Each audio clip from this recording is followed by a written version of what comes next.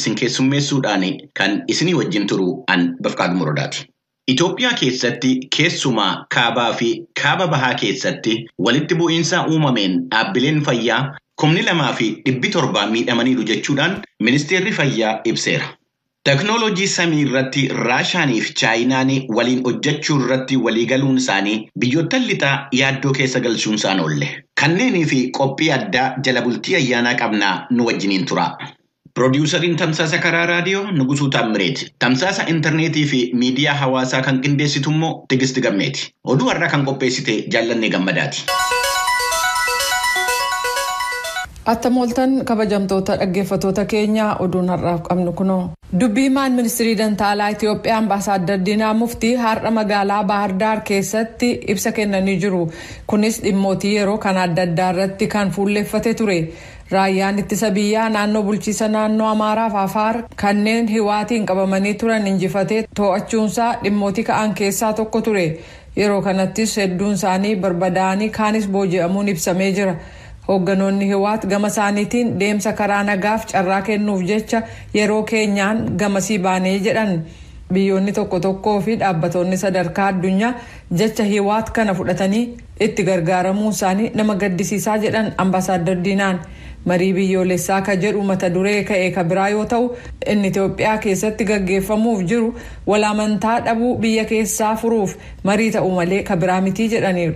Marii sadarkaa biyyaatti gaggeeffamu koomishina walaba ta'een kan gaggeeffamu ta'uu mootummaan Itoophiyaa beeksiseera jechuudhaan Asteer Misgaanaaw Baahar Daar irraa gabaastee jirti. To'annaa hiwaat jala turanii amma bilisa ba'uun isaanii kan ibsame godina Walloo Kaabaa keessatti miidhaan namoomaa fi meeshaalee irra ga'e jedhame bal'inaan ibsamaa jira. Kanneen keessaa tokko ka ta'e Yuunivarsiitii Waldiyaarra saamiinsaa fi gochi barbadeessuu ka sadarkaa olaanaarra ga'uusaa Pireezidaantii Yuunivarsiitichaa ka ta'an Dr. Abbabaa Girmaa VOA'f ibsaniiru. Yeroo ammaas Yuunivarsiitii Waldiyaa deemsa barachuuf barsiisuu jalqabuuf sadarkaa hin dandeessifneerraa akka ga'u ta'ee saamamuu fi akka barbadaa'u ta'uusaa Pireezidaantichi Raadiyoo Sagalee Ameerikaaf ibsaniiru. Walumaa gala badiin dhaqqabee fi saamiinsi gaggeeffame qarshii biliyoona 6 kan caalu ta'uu fi gamoowwan yuunivarsiitichaa jiran miidhaan kan irra ga'e ta'uun ibsameera. Al tokkotti barattoota 12,000 caalaa kasimatu Yuunivarsiitii Waldiyaa dabalatee fageenya kiiloomeetira 30 irratti kan argamu gidduugalli qorannoo qonnaa Siriinqaa akkasumas dhaabbattoonni dhuunfaa saamamuu fi badiin irra ga'uusaa gabaafamee jira. IGAD jijjiirama qilleensaa faccisuuf jecha waaltaa qorannoo tokko Somaaliyaa keessatti banee jira. Waaltaa magaalaa Moqdishoo keessa jiru kun qorannaa gaggeessuu odeeffannoo funaannatee xiinxaluun haala qilleensa gaanfa Afriikaaf odeeffannoo haaraa tamsaasa. Waaltaa kana sirna kamisa kaleessaa gaggeeffameen kan banan Pireezidaantii Somaaliyaa Mohaammed Abdullaahi Mohaammed yoo ta'an Soomaaliyaan rakkoo jijjiirama qilleensaa waliin walqabateen ishee mudate furuuf qooda olaanaa qabaataaf jedhan. Waggoota dhiyeenya kanaa keessa Soomaaliyaan caama hamaa fi beela kan jijjiirama qilleensaa waliin walqabate ishee mudatee jira. Waggaa darbe caamaa fi lolaan bishaanii uummata biyyattii kan walakkaa miliyoonaa ta'an manaaf qeerraa godaansise. Muummichi barreessaan IGAD Warqinaa Gabayyoo akka jedhanitti beelli sochii diinagdee kutaa sanaa ni miidha. Keessumaa haalli qilleensa naannoo hamaa ta'uun diinagdee addumatti immoo qonnaaf beeladaalee horsisuu keessatti dhiibbaa bal'aa qabaa jedhan. Kutaan IGAD keessa jiru beeladaalee miliyoona 500 fi miliyoona 20 kan keessatti argamu yoo ta'u kana jechuun tokkoon keenyaaf beelada 2 qabaachuudha jedhan. Isaan kun naannoo hangi tokko gammoojjii fi guutummaatti gammoojjii ta'an keessatti haala raafamaa keessa jiru jedhaniiru. Soomaaliyaan caama lolaa bishaaniif weerara hawaannisaa jijjiirama qilleensaa waliin hidhata qabuun rakkataa yeroo jirtutti waajirri kun baname jedhamuusaa Mohaammed Kaahiyee Moqdishoo irraa gabaasee jira. Ugaandaan kamisa kaleessaa namoota 15 baatii onkololeessaaf sadaasa darbe Kaampaalaa fi iddoo biraa biyyattii keessatti dhoohinsa boombii dhaqqabeef himatee jira. Balaa dhaqqabe kanaa yoo xiqqaate namni 6 kan ajjeefame yoo ta'u himannaan irratti dhiyaates shororkeessummaa fi shororkeessummaa deeggaruu kan jedhu akka dabalatu ibsameera. Sadaasa gaafa 16 ganama of wareegaan tokko buufata poolisii kan magaalaa Kaampaalaa karaa seenan irratti balaa boombii geessisuun of ajjeese. Daqiiqaa 3 booda immoo daandii gara paarlaamaa biyyattiitti geessu irratti of wareegaan 2 balaa boombii dhaqqabsiisan. Balaa iddoo lamaan kanatti dhaqqabeen yoo xiqqaate lubbuun nama 4 kan galaafatame yoo ta'u kun hedduun madaa'aniiru. Balaa boombii baatii onkololeessa keessa dhaqqabe 2 immoo yoo xiqqaate namni 2 kan ajjeefame yoo ta'u balaan kun inni tokko mana nyaataa keessatti inni kaan immoo awutoobisa irratti dhaqqabe. Riphxee loltoota biyyattii waliin hidhata kan qabu gareen Islaamic State balaa sadaasa 16 dhaqqabe akkasumas isa mana nyaataa keessatti dhaqqabeef itti gaafatama fudhateera. President Joe Biden sababa vaayirasii haaraa argame Omicroniin kan ka'e uggura imalaa biyyoota Afrikaa gama kibbaa 8 irra kaa'an kan kaasuuf jiran ta'uu aangawa gameessi bulchiisa isaanii tokko dhaabbata oduu Rooyitersiif ibsanii jiru. Lammiiwwan biyya alaa akka Ameerikaa hin seenne dhorkaman kanneen guyyaa 14 dura biyyootii uggurri malaarra kaa'ame keessa turan muddee 31 kaasee gamanatti maluu danda'u. United States sadaasa 29 darbe kanneen lammiiwwan ishee hin taane marti Afrikaa kibbaa, Botswaanaa, Zimbabwee, Naamiibiyaa, Lesotho, Eswaatiin, Moozaambiikii fi Maalaawii irraa sodaa vaayirasii haaraaf jecha akka biyya ishee hin seenne dhorkitee turte. Dhaabbatonni waa'ee fayyaa uummataa kan United States uggurri kun akka kaafamuuf yaada dhiyeessan yoo ta'u vaayirasichi hedduminaan kan faca'ee jiruu fi tallaaliin booster jedhamu kan irraa ittisuu danda'u ta'uu nutti himameeraa jedhu aangawoonni Ameerikaa. Garee wal falmisiisaa ta'eef Wanger jedhamu cina dhaabbachuuf jecha Raashaan loltoota ishee bitaman Maalii keessa qubachiisuu jalqabuu isheen biyyoonni gama dhihaa kanneen humna qabeessa ta'an 10 caalaan mufannaa qaban ibsanii jiru. Raashaan waan barbaachisu loltoota kanaaf kenniti jechuun himatan. Biyyoonni kana jedhanis kanneen loote seentummaa Maalii keessaa faccisaa jiran Kaanaadaa, Jarmanii, Faransaay fi Yuunaayitid Kingdom dabalata. Akka isaan jedhanitti lafa biyya Maaliirra loltoonni biyya alaa kanneen bitaman qubachuu jabeessinee morminaa jedhaniiru. Erga mootummaa Maalii akeekkachiisaa turanii booda loltoonni biyya biraa Maalii keessa qubatan jedhanii biyyoonni gama dhiyaa ifatti ennaa amanan inni kun jalqabaati. Garuu ibsa baasan kanaan gareen Wanger jedhamu Maalii keessatti argamuun humnootiin biyya alaa akka ba'an taasisaan jenne.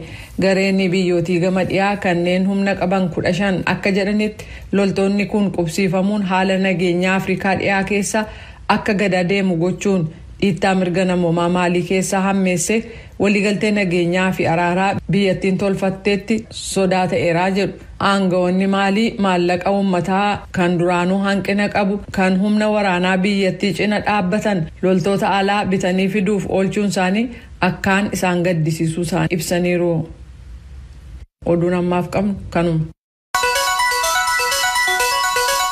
Kan dhaggeeffataa jirtan as Washington DC irraa kan darbu sagalee Ameerikaa sagantaa afaan Oromooti.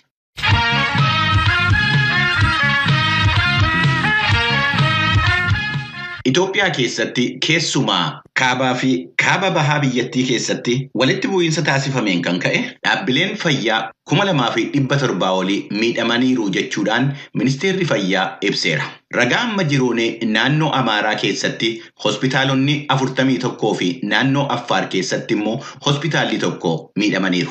Buufataaleen fayyaa 400 olis tajaajila ala ta'aniiru jedhu Dr. Liyaa Taaddasee ministeerri fayyaa mootummaa Itoophiyaa. Torban lamman darban keessatti hojii deebisanii suphuu raawwatameen hospitaalonni 11 tajaajila kennuu jalqabaniiru jedha ibsi ministeera fayyaa kun. Tsahaay Daamxoo gabaasa dabalataa qabdi. Akka ministeerri fayyaa Itoophiyaa ibsetti sababa waraana kaaba biyyattiitti mudatee fi walitti bu'iinsa kutaalee biyyattii gara lixaatti uumameen dhaabbileen fayyaa hedduun barbadaa'aniiru. Ministeerri fayyaa Dr. Liyaa Taaddasee akka ibsanitti dhaabbileen fayyaa 10,000 lakkaa'aman tajaajilaan ala ta'anii jiru. እስካሁን ባለን መረጃ መሰረት በአማራ ክልል 41 ሆስፒታሎች 453 ጤና ጣቢያዎችና 1850 ጤና ኬላዎች በአፋር ክልል 1 ሆስፒታልና 19 ጤና ጣቢያዎችና 374 ጤና ኬላዎች ጉዳት የደረሰባቸው ሲሆን odeeffannoo hanga ammaatti qabnuun naannoo Amaaraatti hospitaalota 41 buufataalee fayyaa 453 fi keellaa fayyaa 1,850 naannoo Affaaritti hospitaala 1 fi buufataalee fayyaa 19 keellaa fayyaa 374 kan barbadaa'an yoo ta'u sababa kanaanis tajaajilli kennaa turan addaan citeera. Kanaan duras bakkeewwan adda addaatti walitti bu'iinsi akka jiru ni beekama. Keessumaa naannoo Oromiyaa fi naannoo Beenishaangul Gumuz keessatti sababa walitti bu'iinsaatiin dhaabbileen fayyaa hedduun naannolee kanneen keessatti barbadaa'aniiru. Tajaajilli isaan duraan kennaa turanis addaan citeera. Kan biraan ammoo ambulaansota tajaajila fayyaa fi lubbuu haadholiif daa'immanii du'arraa oolchuudhaaf itti fayyadamnu sababa waraana kanaatiin miidhaan irra gaheera. Hanga hammaattis odeeffannoo nu qaqqabeen naannoo Amaaraatti ambulaansii 57, naannoo Affaaritti ambulaansiin 16 kaan ni saamaman, kaan ammoo tajaajilaan ala ta'anii jiru jedhan Dr. Liyaan. Dhaabbileen fayyaa barbadaa'anii fi tajaajilli isaanii addaan cite akka tajaajila idileetti deebi'aniif ijaaruu fi itti fufsiisuudhaaf ministeerri fayyaa hospitaalota magaalaa Finfinnee keessa jiranii fi biiroo fayyaa magaalaa Finfinnee waliin ta'uudhaan hojii eegalee jira. Haala walitti hidhamiinsa dhaabbilee fayyaa amma eegalameenis hospitaalonni 11 fi buufataaleen fayyaa 64 ta'an naannoo Affaarii fi naannoo Amaaraa keessatti kanneen barbadaa'anii turan deebi'anii hojii eegalaniiሩ jedhan ዶክተር ሊያን በተፈጠረው ትስስር በተሰሩ ስራዎች 11 ሆስፒታሎች ድንገተኛና መሰረታዊ ጤና አገልግሎት መስጠት የጀመሩ ሲሆን 14 የሚሆኑ ደግሞ አገልግሎት እንዲጀምሩ በሚያስችል ደረጃ ዝግጅታቸውን አጠናቀዋል። hojii walitti hidhamiinsaa hojjetameen hospitaalonni 11 tajaajila dhibee tasaa fi kan bu'uuraa kennuu eegalaniiru. Hospitaalonni 14 ammoo tajaajila kana kennuuf sadarkaa barbaachisaa irra gahaniiru. Kanneen hafan 7 ammoo qophii barbaachisaa ta'e xumuranii gara hojiitti kan galan ta'u. Buufataalee fayyaa barbadaa'an deebisanii qindeessuudhaaf hojiilee hojjetameen hanga ammaatti buufataaleen fayyaa 64 ta'an naannoo Affaarii fi naannoo Amaaraa keessatti tajaajila idileedha jedhaman warreen ijoo ta'an eegalanii jiru. Dhaabbileen amma tajaajila kennu eegalan kun tajaajila dhibee tasaa, tajaajila wal'aansa bu'uuraa fi tajaajila fayyaa haadholiif daa'immanii kan kennanidha. Dhibeelee daddarboo fi daddarboo hin taane dabalatee tajaajila kutaa qorannoo yookaan laaboraatooris eegalanii jiru. Dhiibbaa miidhamuu konkolaattota ambulaansii irra qaqqabee fi faayidaa isaanii ilaalcha keessa galchuudhaan deeggarsa ambulaansii kanaan dura taasisame dabalataan ambulaansii 13 ministeerri fayyaa raabsee jira. Kan biraan ammoo kanaan dura sababa miidhamaatiin kan dhaabbatanii turan ambulaansota 114 keessaa 64 suphisuudhaan tajaajilaaf qophii ta'anii jiru jedhan Dr. Liyaan. Sababa waraanaatiin dubartoonni fi shamarran dhiibbaan koorniyaa irra ga'ee fi gudeedamanii rakkoolee miidhaa qaamaa fi xiinsammuutiif saaxilaman akka bayyannataniif ministeerri fayyaa hospitaalota keessatti wiirtuu itti deebi'anii dandamatan ijaaruudhaan hojii eegalchiisee jira jechuun ministeerri fayyaa ibsaniiru. ሌላው በጦርነቱ ምክንያት ከመኖሪያ ቀያቸው ተፈናቅለው በጊዜያዊ መጠለያ የሚገኙ ወገኖቻችንን መሰረታዊ ጤና አገልግሎት እንዲያገኙ ማድረግ ከንብራ ሰበባ ወራናቲን ቄሳን irraa buqqaanii lammiilee wiirtuu da'oo yeroo keessa jiran tajaajila fayyaa bu'uuraa akka argatan taasisuudhaaf kiliinikoota yeroo qindeessuun tajaajila kennuun eegalamee jira.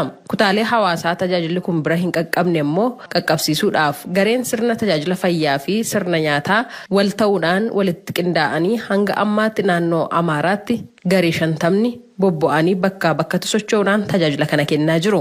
Naannoo Affaaritti ammoo gareen 13 bobba'uudhaan tajaajila fayyaa fi tajaajila sirna nyaataa kana qaqqabsiisuudhaaf hojiitti jiru jedhan Dr. Liyaan. Lammiileen kumaatamaan lakkaa'aman kanneen sababa waraanaatiin qe'ee irraa buqqa'an wiirtuu da'oo baqattootaa kan yeroo keessa jiraataniifis tajaajilli fayyaa akka bira gahuuf hojiin jalqabameera. Garuu cimee itti fufuu qabaa jedhan Dr. Liyaan. እስካሁን ወደ 16 የሚሆኑ ለጾታዊ ጥቃት ለደረሰባቸው ሴቶች አገልግሎት የሚሰጡ ማዕከላት እንዲቋቋሙ እና አገልግሎት እንዲሰጡ ለማድረግ ተሞክሯል። hanga ammaatti wiirtuleen 16 dubartoota miidhaan koorniyaa sababa waraanaatiin irra qaqqabe kan keessatti deebisanii dandamachiisan hundeeffamee akka tajaajila kennu taasisuudhaaf yaaliin godhamee ture. Tajaajila hunda foddaa tokkoon kan jedhu wiirtulee 9 keessatti kan kennamu yoo ta'u wiirtulee 7 keessatti ammoo dhaabbiidhaan dubartoota miidhaan koorniyaa irra ga'e keessatti wal'aanuuf kan dandeessudha. Keessumaa magaalaa Baardaarii fi magaalaa Dabra Birhaanitti humna guutuudhaan tajaajilli kun eegalamee jira. Dabalataan magaalaa Gondar, Nifaas Mawucaa, Dabra Siinaa, Mooxaa fi Injibaaraatti wiirtuleen haaraan qindoomina biiroo fayyaa waliin ta'uudhaan banamaniiru. Wiirtuleen kunneen warreen dhaabbilee fayyaa keessatti tajaajila kennaa jiranidha. Naannoo Affaarittis tajaajilli kun jalqabameera jedhan Dr. Liyaan. Fuuldurattis tajaajilli fayyaa idilee kanaan dura kennamaa ture deebi'ee hawaasaaf karaa guutuu ta'een akka kennamuuf namni hundumtuu waan qabuun ogummaa beekumsa qabeenyaa fi humna akkasumas yaadaan deeggarsa taasisuun barbaachisaadha jechuun waamicha taasisaniiru. Dr. Liyaa Taaddasee Ministeerri Fayyaa Itoophiyaa. Gabaasa Sagalee Ameerikaatiif Tsahaay Daamtoo Finfinneerra. Kun Sagalee Ameerikaa sagantaa afaan Oromooti. Hordoftoota keenya guyyaan har'aa jimaata. Qophiin keenya jimaataa immoo labata. Qopheessituun labataa Tigisti Gammee har'as mata dureewwan odeeffannoo qabeessa ta'an kan waa nama barsiisan filattee qophii ittaanu qindeessiteetti.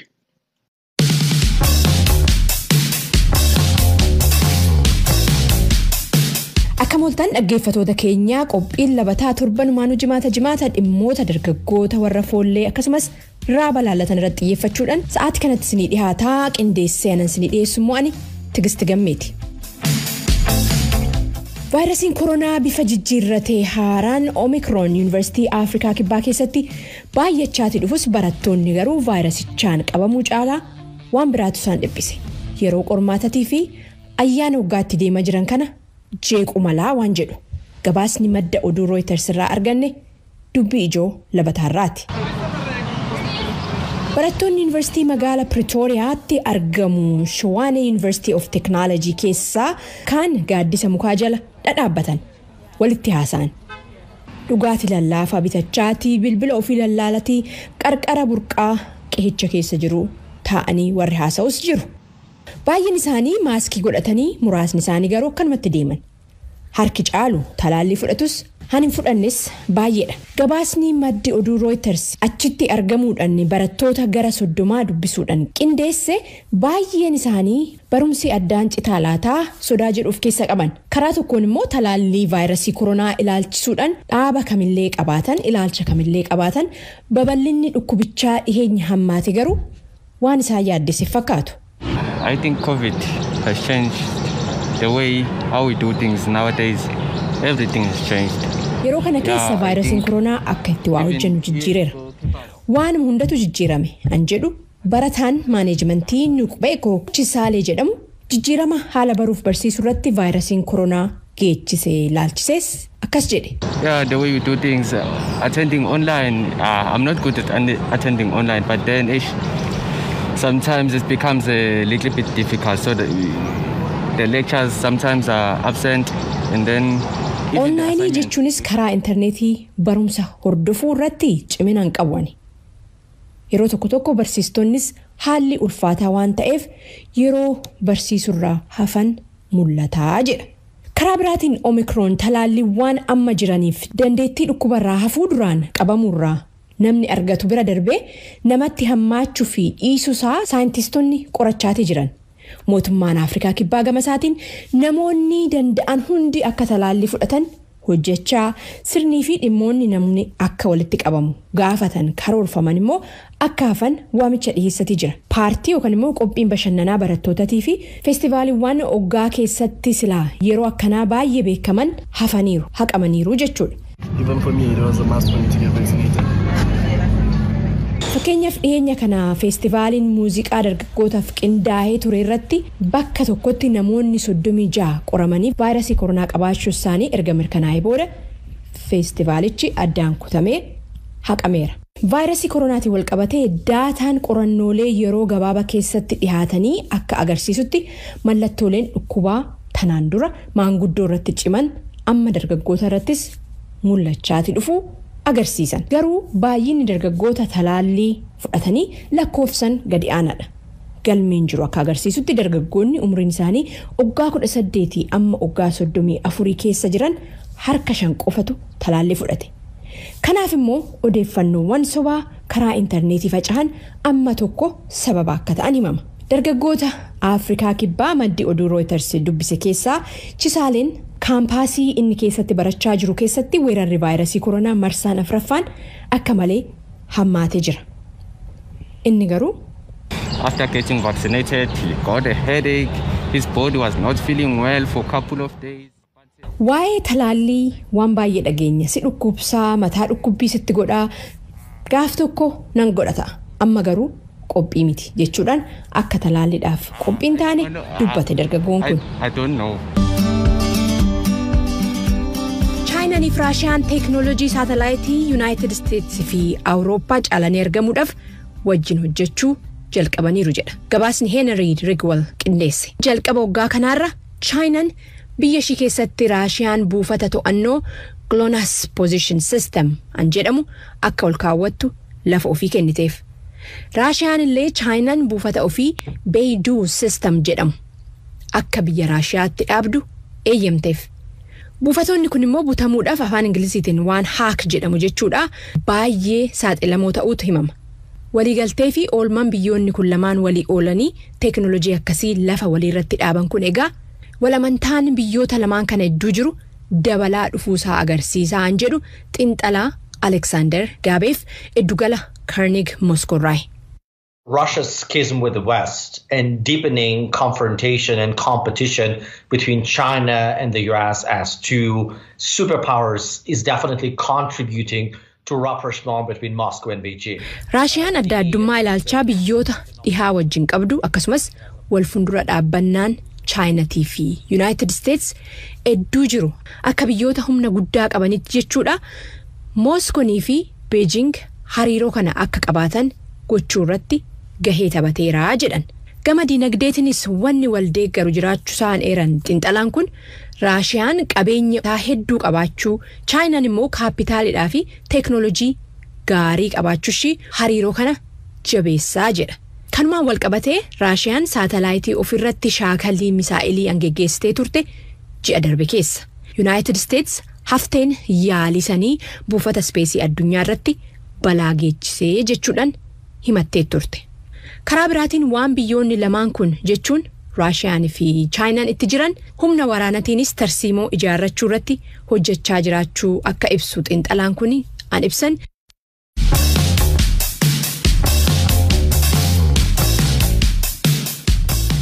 Qophiin labataanarraa kanumaan xumurameera. Torban mata duree biraa qophii biraatiin walitti deebina. Ani Tiksiti Gammeetii.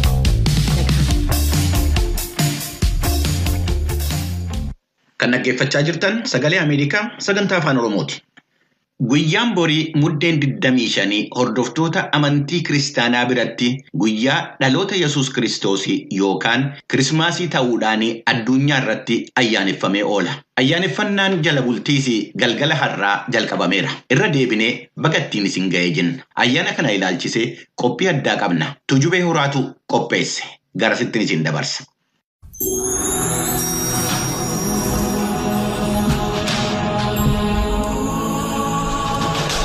Sodaatna kunoo ani misraachuu gammachuu guddaan isinitti bahu. Kunis saba hundumaaf kan ta'udha. Har'a mandaraa Daawititti fayyisaan isiniif dhalate. Innis immoo Kiristoos goofticha.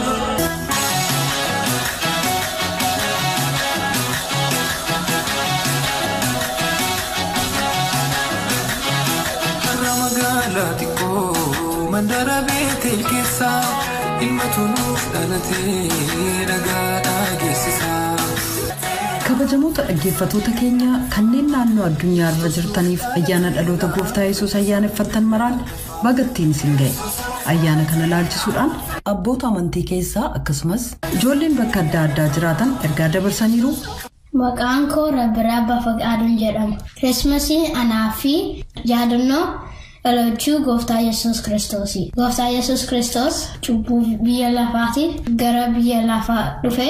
Kanaaf an maatii koo wajjin waldaa koo wajjin ayyaana kana ayyaaneffadha. Maatii koo wajjiniin Waaqayyo galateeffachuudhaan maatii koo kennaa naa kennanii anis isaaniif kennaa kennee gammachuudhaan ayyaaneffanna. Baga ayyaana dhalootaan isin ga'e. Merry Christmas!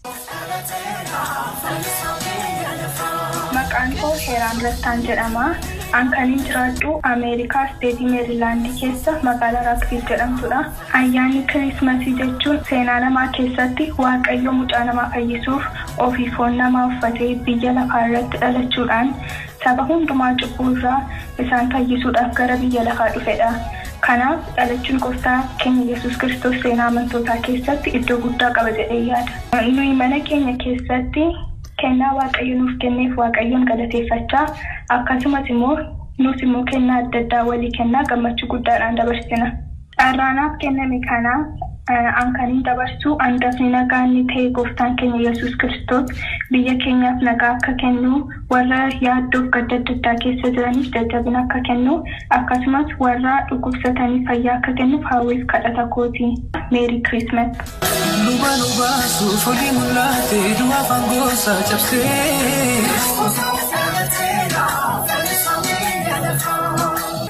Ayyaana dhalootaa kana laalchisee abboota amantii keessaas ergaa gabaabaa kanuu dabarsan. Maqaan kiyyaa Pastor Bushraa Badhaasoo jedhama. Waldaa Beetel warra Wangeelaa Afaan Oromoo Minnesota Minneapolis irraa kitaaba Raajii Isaayyaas boqonnaa 9 irra kan jiru dubbii Waaqaa gabaabsee isinitti hima. Ilmi dhiiraa nuuf dhalateera, daa'imni illee nuuf kennameera. Aangoon isaa ceekuu isaa irra jira.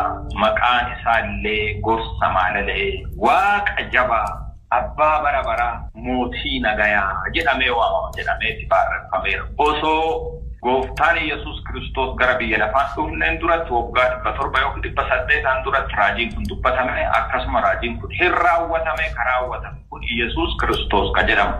Ilmi Waaqaa ka jedhamee jira bara baraan ka jiraatu nama ta'ee wanti dhufee ilmoo namaatiif biyya lafaa irratti nagaa kennuuf akkasuma nageenya Waaqaaf nama jidduu ka boora'e san nagaa san fiduuf nagaa biyya lafaa irratti fiduuf inni mootii nagaa ta'ee gara biyya lafaa ka dhufe. Kanaaf nageenyi kunini adhallee maatii keenyaaf nageenya nu barbaachisa. Gaa'ela keenyaaf nageenya nu barbaachisa. Biyya keenyaaf nageenya nu barbaachisa. Keessattuu biyya keenya keessatti. Waliin bu'iinsi amma jiru rakkoon amma jiru kun nagaa kadhabdan nageenyi kun Yesuusin keessa jira. Namoonni karaa adda addaatiin nageenyi keessan kaboora yoo ka jiru Yesuus Kiristoos nagaa kana fiduuf gara biyya lafaa araara fiduuf gara biyya lafaa namaaf nama jidduu araara fiduuf namaaf Waaqa jidduutti araara fiduuf nagaa uumuuf fide. Nagaa kanaan ammoo yoo nagaa kana dhadhamtan nageenyi kun jireenya keessa dhuunfachuu hin danda'a.